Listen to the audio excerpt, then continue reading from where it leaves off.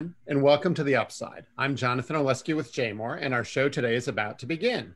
I'd like to introduce our two wonderful hosts, Beth Goldsmith, Chair of the Associated Jewish Federation of Baltimore, and Dr. Scott Rifkin, publisher of JMOR. Beth and Scott, take it away.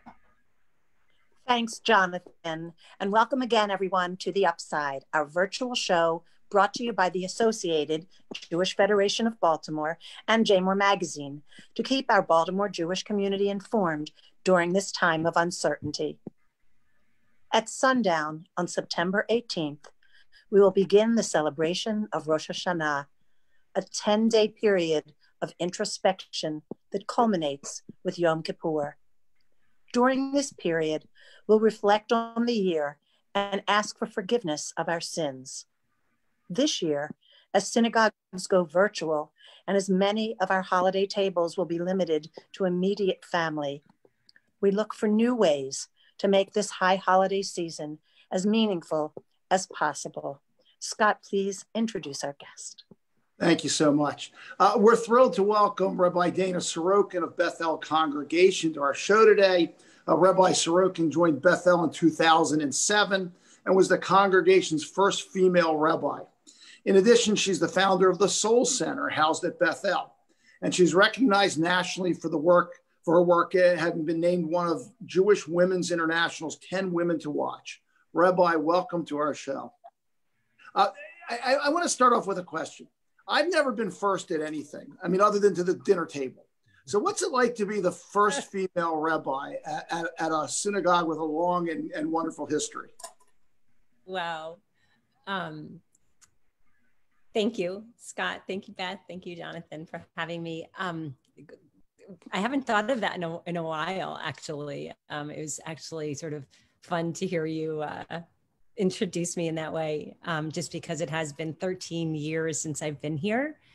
So, the first female rabbi at Bethel, I would say that it was, it was a privilege to join Bethel's family and the community and our team.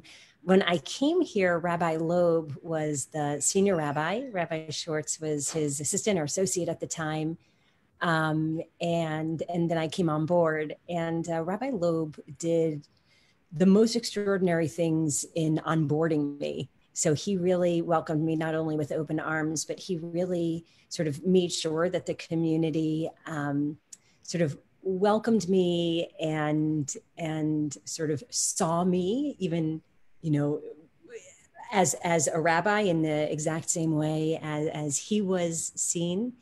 And he gave some sort of fun advice. I remember this to the community. He sent out an email actually before I arrived, and it said, at the time he said, you're going to find her very warm and very easy to connect with and very young. So, oh, for the things we wish for now, right? And he said, and you're probably going to be inclined to call her Dana or by her first name. And he's like, please don't.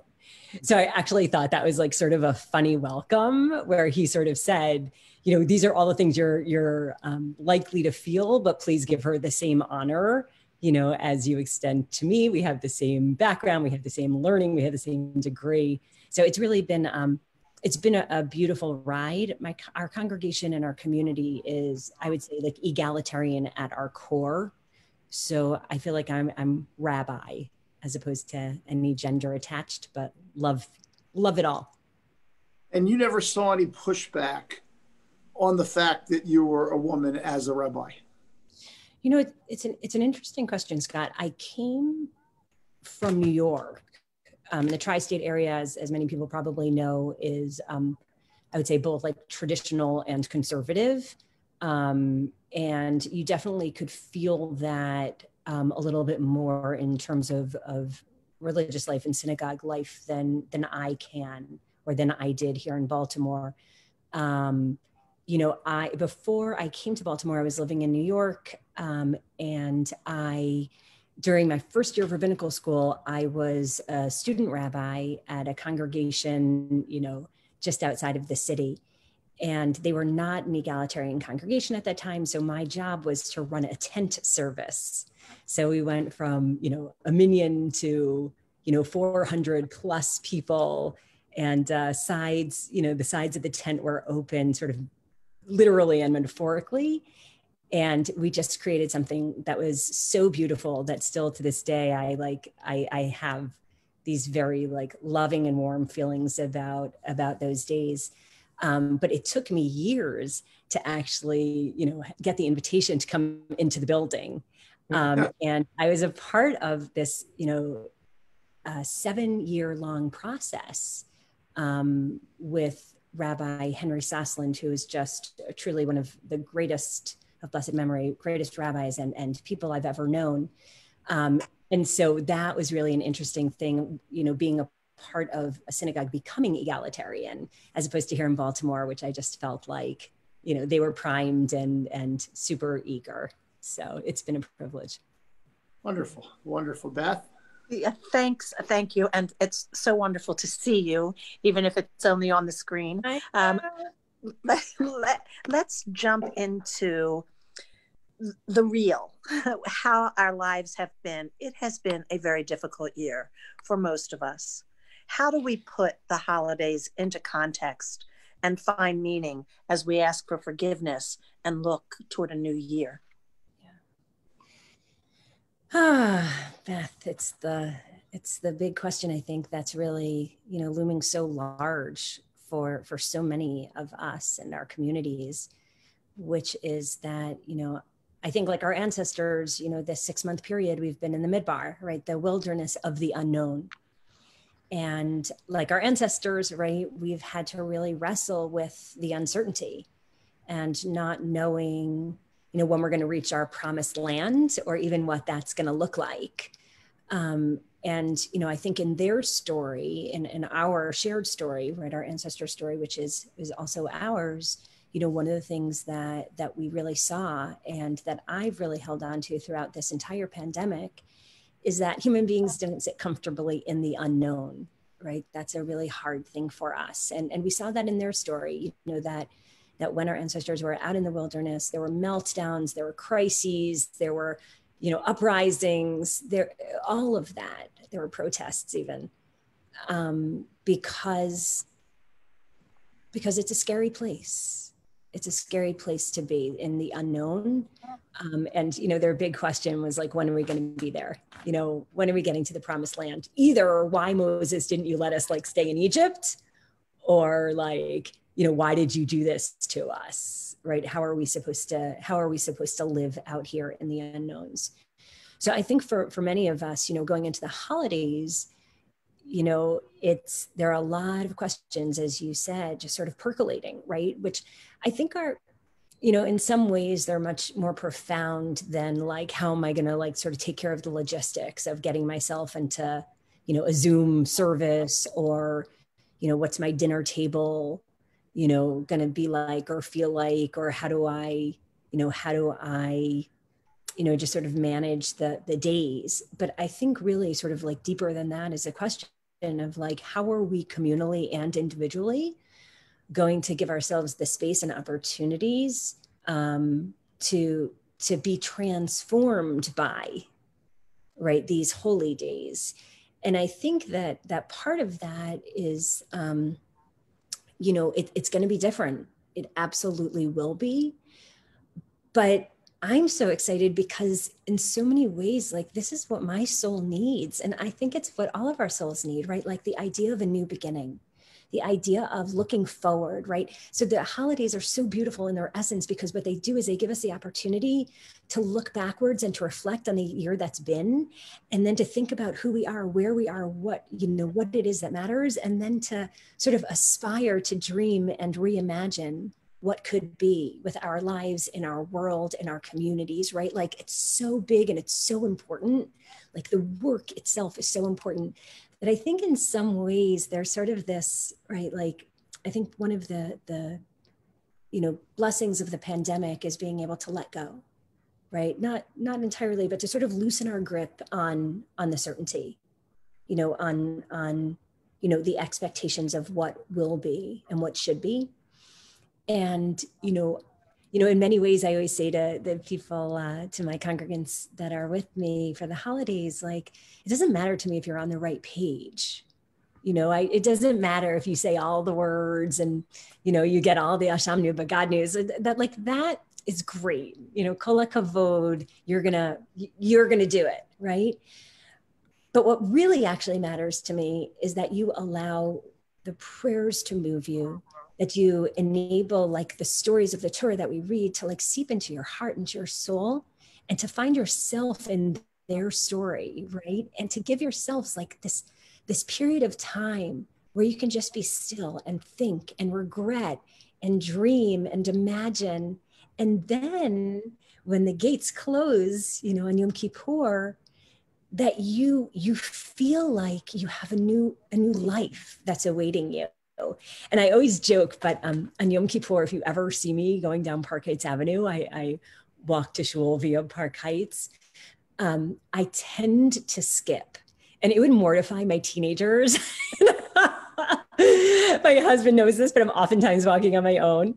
That like I skip and I sing. I think it's the only time of the year that I skip. But it is my favorite day of our entire year. Like there is no more hope-filled day to me than Yom Kippur. And so I would just say to people that are worried that it won't feel the way it's always felt, that it won't, and that's okay. Because I actually think it can be even more beautiful because we've never needed this opportunity more than we need it this year. Wow. Thank you. I love the thought of looking at it through that lens. Thank you. Scott? In a few minutes, I want to talk about the Soul Center more, but I will admit that I am part of the group of folks who tend to attend services around the holidays, but not a lot else. This year, folks are going to be at a distance. They're going to be, I guess, Zoom. I don't know quite how you all are handling it, but how does that change the relationship you have with the congregation members? And for many folks, their biggest attachment is the holidays. Mm-hmm. Yeah. It's an interesting question, Scott, that, we've really spent a lot of time considering and reconsidering and talking through that. Well, first of all, I will say that to you and to all of these other people that are listening in that, come a handful of times during the year. I feel like that to me, like as a rabbi standing on the bima, is like the most beautiful sight. Like I always, when people come in, whatever time they're arriving in the morning, and I feel like I haven't seen them, maybe even since last year, I feel like it's, I have this image sometimes in my head that it's like the lifeguard blowing the whistle and everyone coming back to shore, that like we all drift. Like that's what we do during the year. Like we drift, we get busy. Sometimes we get really busy, life happens. And then we hear, whether it's the shofar or the whistle blow or whatever it is. And it's almost like God is saying, like, come home, my children, come home, come back. And whether we hear God's voice saying that, or we just feel that like visceral pull, I feel like it's an amazing thing to me that no matter what your relationship is with our tradition, in and day out, that there's still something, right, that like pulls us back, that brings us back to the seat, that brings us back to each other, that brings us back to community, that brings us back to God. So for me, one of the things that, you're asking about, Scott, is, is how will we, right, how will we connect this year when we're in a virtual world? So I think that we're all, all of the synagogue communities are really figuring out for our own communities, but mostly it seems that many are, those who aren't in person are going to be using different sort of production teams to create, a way to experience the holidays in ways that feel a little less bumpy than Zoom or Facebook Live. But for me, the bigger question is like the opportunities that this year will provide. So I think that what we're going to see this year and I really do hope that this is true, is that people are going to be in the comfort of their homes, which is fine. They're going to be seeing and listening to the traditional prayers. And we're going to be able to weave in, different creative components that I think will actually be really exciting. So, tomorrow I just got finished coordinating. I'm gathering a group of children, that are 5 to 8 years old. And I'm going to talk with them about forgiveness and about tshuva and about why it's so hard for us to say sorry. And then we're going to incorporate just little clips of that into Yom Kippur. We're gathering together groups I'm gathering for my service, like groups of people, so that it's not just my voice, right? Like, I feel like I want to open up the platform so that we can all sort of wrestle with and, sort of learn from our tradition together and figure out how it resonates with us anew this year, right? So when you hear the blowing of the shofar, not on day 1, but on day 2, because day 1 is on Shabbat this year, but when you hear that blowing of the shofar, right? Like, what do we need to awaken to this year? Like, what are the things that have made us cry? What should we be crying over that, like, we haven't made time to feel, right? In our kishkas, in our soul, right? So for me, I guess, there's going to be a lot of opportunities this year to really dig in deep, and hopefully also for people to feel a connection with one another through the experience. So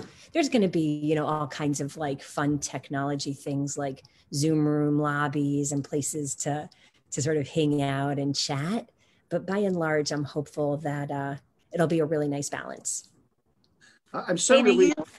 I'm sorry, Scott, go ahead. Yeah, I'm going to say one thing. I always assumed the rabbis hated me for my inconsistent attendance. So the fact that you take it from a 180-degree different angle is really very nice.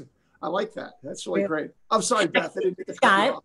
No, Can I tell you? That's fine. I actually want to tell you my hardest moment in the entire service of all is after the Torah processes, like, that takes a while. So we are actually going to save some time this year, in certain ways.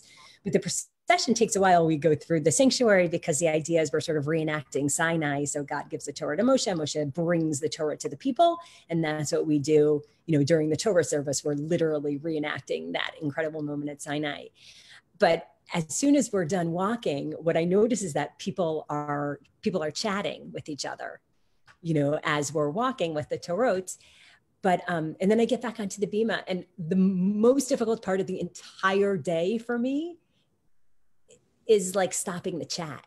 Not because they're not, of course, like they respond, right? But I hate stopping the chat because the chat is so meaningful, right? Like the chat is when they get to catch up with the people that sit in the seats next to them and say like, how are you? Oh, look how you've grown. Right? So, or what happened to Aunt Sally? Like, I love the chat. I love the Torah procession. Can we arrange for it by Uber this year? Just have the Torah brought to each person's home. What do you think? Oh my gosh, that's such a fun idea. I know. Scott, don't think I'm going to leave that. I'm going to keep coming back to that. And believe me, I wish there was a way. While serving on the board at Hizakamuna, I was often on the Bima. And that is absolutely my favorite thing, to actually be honored to be a part of the Torah procession and to actually meet and greet every single person on that walk. It is just so meaningful. And I know how much that is going to be something I'm going to miss. You spoke about children, and I want to sort of delve into that a little further. I guess in terms of helping children find meaning in this, what are some other ways we as parents can do that? And also maybe perhaps what are going to be the new traditions, we'll call them, because, we have to make things a little bit different to accommodate. Yeah, for sure. So I have to say, I have 3 kids. They're teenagers and tweenager now. And I know this is really, I'm going to sound surprising, but I feel like my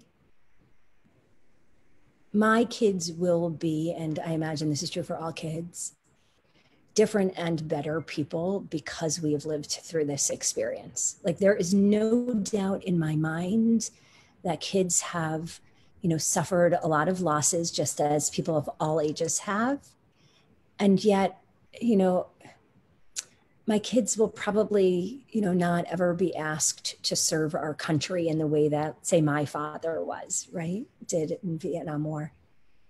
But this is an act of service, right? That this is something, and I've said this since the beginning of this pandemic, that, doing our share, right? It's like, that is a contribution, like that matters. That's, that's about being needed, and recognizing that every deed and every act, an action has ramifications, and that we all do our part.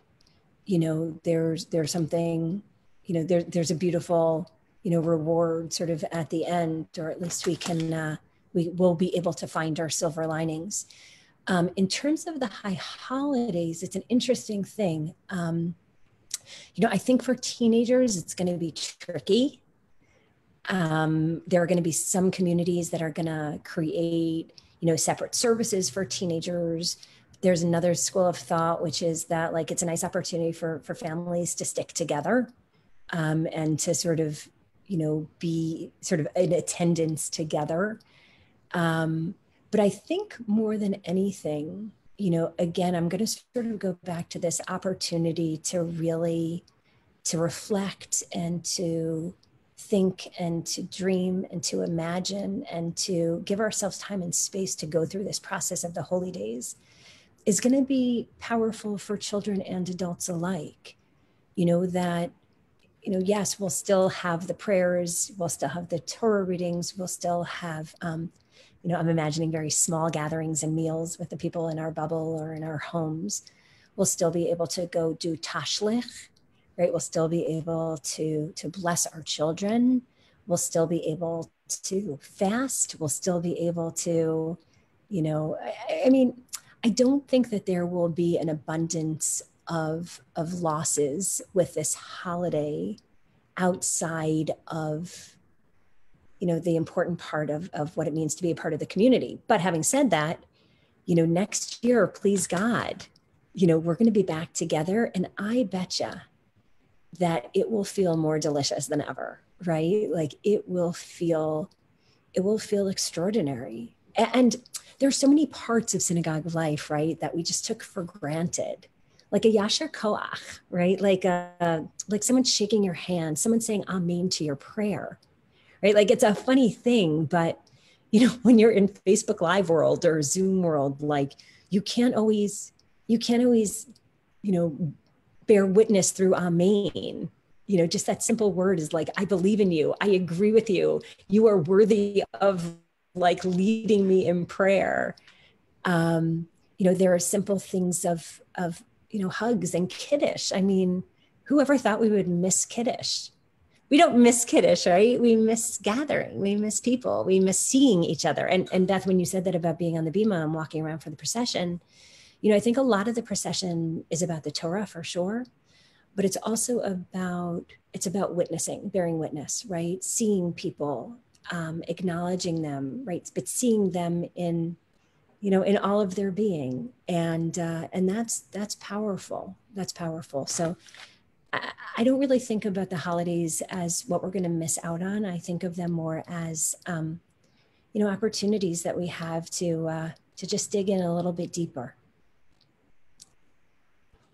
So talk to me a little bit about, talk to us and our audience. And interestingly, we get 3,000 to 4,000 viewers for this simple little broadcast we do each week on Facebook and on what's the other place? Where else does it go, John? YouTube, that's what it was. I'm showing my age, actually, that I am technologically deficient. But talk a little bit about the young people and in your congregation and what you're hearing and what you're able to do to help them with the stress and anxiety and isolation of all of this? Yeah. So right now, Scott, I feel like we're sort of in this liminal place yet again. I was just talking to a friend this morning, a colleague, and I said that, it's hard to do sermon writing because I feel like there's still another pivot, right? That I was living in Manhattan on September 11th, and it was the high holidays, and I remember feeling like I can't write yet because this story is still unfolding, right? Like I can't predict the emotional needs of a community whose needs are changing every single day, multiple times, right? So I think that right now our kids and our teenagers and our college kids are all just like their big toe is in the water, right? Like they're just about to jump into a crazy world that awaits them that we can't really help them navigate because we've never been there before. We've never done this before. So for them right now, I think they're sort of holding their breath and working up the courage to take this leap again, sort of into the unknown. So the youngest kids, I think sort of the younger kids are, trying to figure out if they're going in person and Zooming. Middle school kids are, I think sort of finding their balance. A lot of our high school kids, many of our schools, as you know, are closing and are only doing online. My kids' schools are open. 2 of them will go in person. That's our intention. And 1 of them will stay home and Zoom because my father is now living with us. So we're trying to keep the generations all safe. And our college kids are in their college dorms with the doors shut and trying to figure out, how to make college life the life that's sort of worthy of these years, at least for now. So I definitely see in a lot of kids, the ones that are going back to school, I think there's excitement, although I think there is some underlying anxiety about how they're going to navigate this. And then I think with the college kids, my heart right now is really with them. I feel like, what they've sent me in texts and in emails just really, consistently points to this place that, they're in this new place and they can't make friends. They're not allowed to gather. They're not supposed to leave their rooms. They can't share meals. So I think that there is an inevitable loneliness to that. And also just wondering, if they're going to stay in school and also, how and if and when things will change. So my heart is really with those kids and their families right now. Yeah, I almost can't imagine college kids really living by those rules. I mean, we can set all the rules we want, but the basic urges of college students aren't always going to get along with that. And I'll be amazed if it really works. It's funny, Scott. I would say that, it's so true, I think, on so many levels. And I think that their needs are really the needs of all human beings, right? To, our human needs to be in relationship, right? To feel like we can connect in meaningful ways, to feel like we have a place of belonging, right? Sometimes even just to touch, right? I do a morning gratitude through the Soul Center, Soul Boost, in the mornings. And, oftentimes nowadays for a prayer called Ahava Rabbah, which is talks about God's abounding love for us. I just ask people to sort of wrap themselves up in a hug, right? Just to hold themselves. And it was amazing when I first started doing that, just realizing that for so many people, they haven't been touched in so long, right? That even if you can give that gift to yourself, that's one of the ways that we feel safe. So I do think that a lot of our human needs right now, are hard to meet. But hopefully people will continue to reach out to each other and find at least some virtual connection. So tell me, tell us a little bit about the Soul Center. You've been a wonderful partner with JBiz and the Soul Center. Tell us a little bit about, talk about Soul Center. Tell people in the community that don't know about it, all about it. So, yay. So the Soul Center, it's been a long time.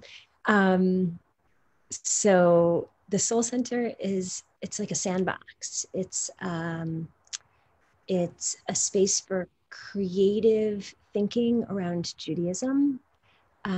We focus on 4 pillars, so mindfulness, healing, rejuvenation, and growth. And everything always has a Jewish twist. So each and every day, we provide different opportunities for people to come to their Judaism thoughtfully, deliberately, without judgment.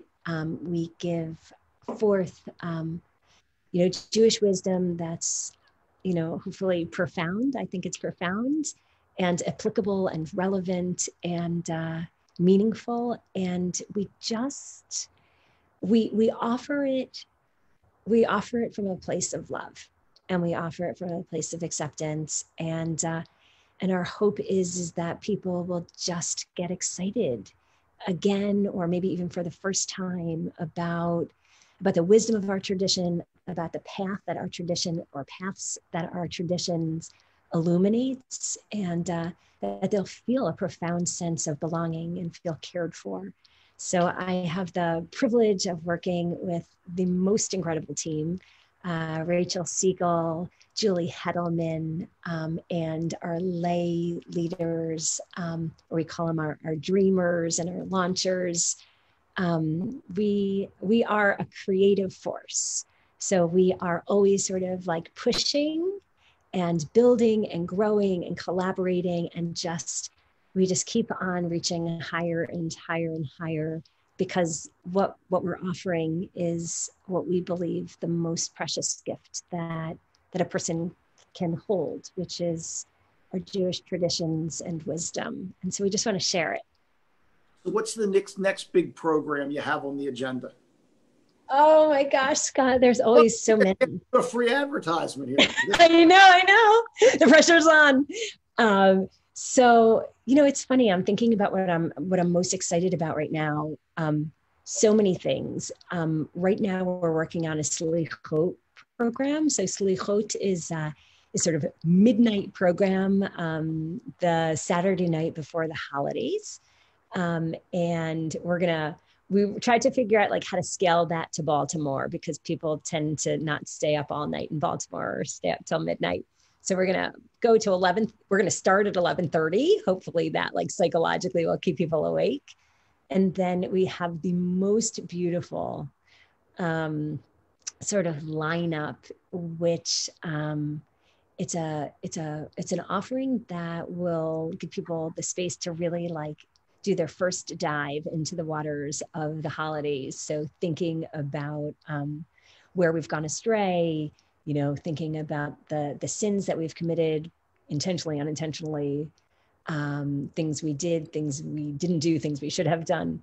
And we're also going to be creating opportunities for people to do that reimagining and that dreaming together, and to figure out sort of what's getting in our way from being the people that we aspire ourselves to be. So we're going to be doing that at 11:30 on Saturday night. We also just have, we have constant great stuff in the works. So one of the things we're also doing is we're going to look at the different themes of the holidays through the lens of Hamilton. We're going to use the music of Hamilton to explore the ideas of forgiveness, right? Of justice, of sort of different components of the holidays. We're also doing really fun programs for Tashlich. We're gonna go down to the Inner Harbor. Again, everything that we're doing is either virtual or in very, very, very small group. And we're gonna go out on the paddle boards and do Tashlich and Hitbodedut, which is sort of this quiet meditation practice out on the waters. And I know that there's going to be a million things that I'm going to say, like, oh, I should have done this or that. But I would just say each and every day that whether you're starting the morning with us in morning gratitudes for soul boosts, or joining us for Zen Tangling, which is an artful doodling and meditation, or coming to some of our sessions. One session that we're doing right now that I love is called This Is Real and You're Totally Unprepared. It's sort of high holiday. That's my whole life. I mean, I know. I know. Actually, Scott, I think that this pandemic plays well to the person who feels like that's their life, right? It's every day. My daughter recently, like, I feel like we are really good at this. Like, we're really good at like the not having plans, like we're really good at like the, what should we do tomorrow? Maybe nothing. Yeah. So anyway, yeah. So we've got a whole bunch of things. You can go on our website, Soul Center Baltimore, and anyone who's listening, the idea is every day we do something different. All of our programs are, they're open to everyone. Our ideal is that we create an open door. Nowadays it's more metaphorical, where people can just grow and where people can feel worthy and inspired.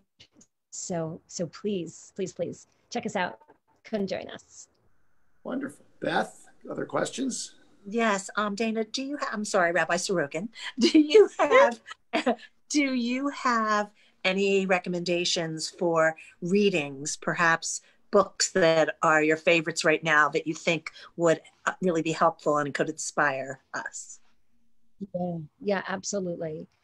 I got kicked out of my typical office space today. My daughter was on an orientation Zoom. I wish I could get back in there because my books, I have stacks of books that I'd love to just name to you. But I would say that, yeah. So actually the first book that I just named is, I think, a must read for people that really want to dive into this season. It's written by Alan Lew, L-E-W, and it's called This Is Real and You're Totally Unprepared or Completely Unprepared. That'll take you actually through the holiday season. And Alan Lew writes in a way that just feels like he's sitting at your kitchen table, right? Or you're going for a walk in nature. So it feels like he's telling you really juicy stories, but also giving you a lot of depth, in-depth ideas about the holidays. So I think that's definite must. I always like Yitz Greenberg's or Irving Greenberg. He has a book on the Jewish holidays, but I'll always tell people, like, don't try to read it through, just take that holiday and have a look. I also really am loving, right now I'm reading a prayer on the Psalm. I'm reading a book about the Psalms. There's also Casper de Twill, who's coming to the Soul Center in November. Just wrote a beautiful book about creating rituals, which is something, Beth, that you had asked about before, like how we create rituals and new rituals and the importance of rituals in our lives. That's a really beautiful book. I like anything that Brene Brown has written. Brene wrote a book in particular that I think is perfect at this time of year called The Gift of Imperfection, which is, I think, a must right now as we admit our, humanity and our human weaknesses and challenges and failings. I also love, oh gosh, I wish I had that stack right next to me. I love Naomi Levy's book. She has a book called To Begin Anew, which I think is also a book that I can come back to again and again and again every year for the holidays. I feel like my list couldn't go on, but I think that those are really good places to start. And I also think that, look, there's always like the Viktor Frankl, Elie Wiesel. Like, I think that there are pieces such as that. But really at this time of year, what I would sort of invite everyone to do is to choose a book that helps you to get unstuck. Maybe that's Glennon Doyle, maybe that's, whomever your teacher this year might be. But I think what you really want is someone who can challenge you, even in book form, to rethink some of the things that we hold to be true with a capital T. You know, someone who always does that for me, there's a writer and a thinker, his name is Parker Palmer. And he, I think, is just an exquisite thinker. He wrote a book that I just loved recently. It was called On the Brink of Everything. And he wrote, you know, he's been writing throughout his lifetime, but now I want to say he's probably in his 80s. And so he writes with the richness of like wisdom of a life, you know, well lived, and also, you know, sort of the mindset of someone who, you know, is still looking forward to new things, you know, and new possibilities and new undertakings. And there's something so beautiful about that to me, you know, at any age, that we can always, you know, we can always launch something new, dream a new dream, become anew, you know, I think it's exciting. Thank you. Really, that was a longer list than I would have. No, that was a longer list than I could have ever, you know, like off the top of my head come up with. So thank you for all of those recommendations. Yeah, I'm really embarrassed right now that my reading list is like cheap thrillers and spy novels. So I'm so impressed. A much better reading list than somebody as shallow as me. So I'm very impressed. You know, if anyone's out there, Scott and Beth, the one thing I would also say that I didn't address is for kids. You know, you had asked me that question before about kids. I actually think that there's a lot of, you know, if you've got kids or grandkids, I actually do think this is a really good time to buy a new book. I actually think, you know, for everyone, you should buy a new book. You know, I always think, you know, Annie Lamott is one of my favorite. She wrote Hallelujah Anyway, which, by the way, is like the best title ever.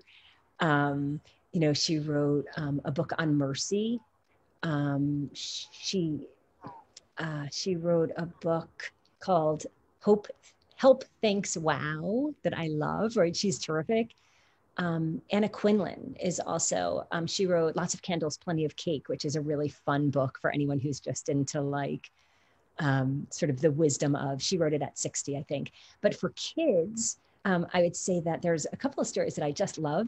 Dr. Seuss has a story called The Zacks, which is one of my all-time favorites, especially for kids at this time of year. It's about, it is actually about getting unstuck, right? It's about people, or these Zacks, that collide and they refuse to budge.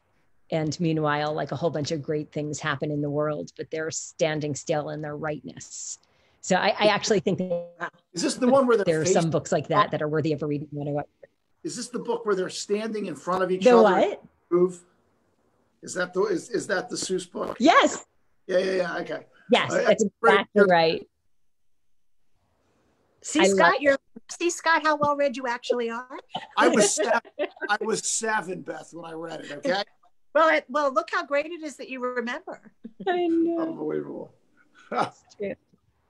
Very good. Well, before we wind down, let me just ask you, is there anything that else you'd love to share with us to send us off into this time? So first, thank you all for sharing this platform with me and for sharing conversations. I've loved the time with you. I would say this, you know, right now, I think people are scared. You know, some people are scared, you know, to walk outside their door. You know, people are scared to go back to their workplaces or to their schools or to send their children out into the world. People are scared that, you know, they not be able to endure this. And then people are anxious because, you know, we like to know what awaits us. That feels comfortable and safe. But I would just say, you know, on this day where we're thinking ahead towards the holidays, you know, one of my favorite stories is that when a while back, there was a picture that was stolen from the Louvre, and more people came to visit the picture that was stolen when it wasn't there than came to visit the picture when it was, right? And that's sort of how human beings can sometimes live, right? That we see what's not there, that we fear what will be missing, that we see, the challenges or the problems or the shortcomings. And I would just say that, the holidays, whether, they're in person or whether you're on your own, whether you're with a family or, doing your own thing this year, the holidays are meaningful and transformative. So if you can, give yourself permission to just take in whatever is, to make space and opportunity in your lifetime, in your life to literally sit down. And maybe it's just making a simple list, right? So maybe you're going to do a list. I'm going to sort of play around with this. And one, you're going to make 3 lines on your page. And one side is going to be things I need to clear up, relationships I need to work on or clear up or clean up, right? And then you write down a list of all the people that and anything that may have gone awry or what you might be able to fix up or tend to. And then another list is like, things I need to work on in my relationship with myself, right? Like, how do I treat my body? How do I treat my soul? How do I treat my mind? Do I sell out my own needs for other people's? Like, do I value me, right? Where can I grow? Where can I strengthen? Where can I become my best self, right? Like, so that other list is like, in my relationship with myself, what can I work on? And then the last list could be in my relationship with God, right? Like, it's almost like a spiritual checkup, right? This week I'm taking my family to like doctor's appointments all over the place, but you don't really have a doctor for your soul or your spirit, right? I mean, I hope that's us as rabbis, but you don't really have a one-on-one necessarily checkup, especially this year. So I would do that for yourself, gift that to yourself. So how am I doing in my relationship with God? Is there anything I need to say sorry for? Is there any area I want to grow in? Is there anything in the year to come? Are there any new paths that I might take, any new learning that I might do? And if you are able to look at that, right? My relationship with others, my relationship with myself, my relationship with God, and do that work for the days between Rosh Hashanah and Yom Kippur, like, you will be transformed. You will be.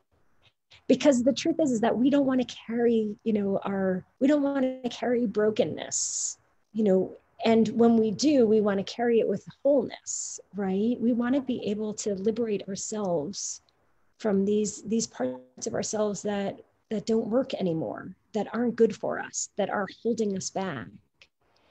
And so whatever sermon your rabbi delivers, whatever your services may look like, I actually think that the most profound transformation will happen when you can do that homework and give yourself permission to begin anew. So I wish for everyone a Shana Tova, should be a good year, that you stay healthy and safe, that God's light shines upon you, and that God will bring peace into our communities, into our lives, and into our world.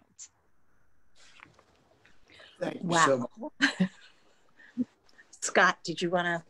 No, I'm way too shallow to respond to that. So Rabbi, thank you so much. And I think that was very helpful, and appreciate your time today. Exactly. Thank you. I really love that, thinking of our rabbis as the doctors for our souls. That's definitely one for my little memo book of great things that some people have said. So thank you for giving me another bon mot. I want to thank you for being here and for sharing of yourself in such a beautiful way. And I know I got a lot out of today. I hope all our viewers did. I want to remind our viewers, if you have friends who aren't on right now, please remind them that they can check in and see this. So that's how we get our thousands of views. Tell your friends what a special moment and time this was today, and let everyone partake of it. And for those of you who are looking for new high holiday recipes or craft ideas for your kids, books to read, or more, you can go to our website at associated.org/highholidays.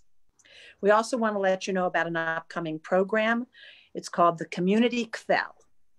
Join us and other Jewish federations around the country on September 16th at 1:30 p.m. There will be a surprise celebrity guest to help us kick off our campaign. Go to the Associated's community events page to learn more.